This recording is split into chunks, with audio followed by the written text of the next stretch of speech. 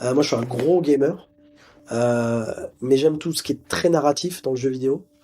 Euh, on le voit pas là, hein, j'ai tatouage de The Last of Us partout jusque-là. C'est un très bon choix. Voilà, je suis un très très gros fan de tout l'univers, de tout ce que peut amener le jeu vidéo. Je suis un très très gros fan d'Hideo Kojima. J'ai la chance d'échanger pas mal avec lui depuis que je fais des films parce que on est rentré en contact et voilà. Euh, donc j'ai des sources d'inspiration de jeux vidéo forcément un peu de partout et ça se voit dans mes films et même dans Gueule Noire il y a ce côté déchiffrer pour les directions, revenir en arrière, réessayer. La progression dans le jeu vidéo et ce qu'est aujourd'hui le jeu vidéo qui devrait depuis longtemps l'être mais qui est enfin considéré comme un art. Euh, Peut-être pas encore à sa juste valeur mais clairement ça l'est. Euh, c'est forcément une source d'inspiration dans chacun de mes films.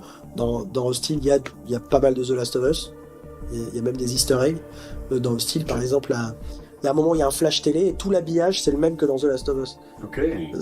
Mais quand je dis c'est le même, j'ai donné l'habillage de la scène de l'intro de The Last of Us et j'ai dit au VFX, vous me faites le même habillage. Donc c'est le même. Un easter egg que personne ne verra jamais, mais c'était un petit détail voilà, pour asseoir l'influence. On l'assumait jusqu'au bout. Dans Méandre, effectivement, il y a beaucoup, il y a un peu de Kojima dans certains designs.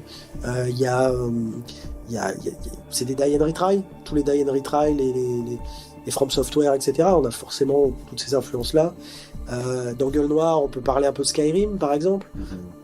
Voilà, dès qu'on va dans un tombeau, dans une grotte et qu'on découvre des squelettes, et bon, voilà, combien de fois dans Skyrim on se retrouve à ouvrir un tombeau et avoir une saloperie qui sort et à devoir les...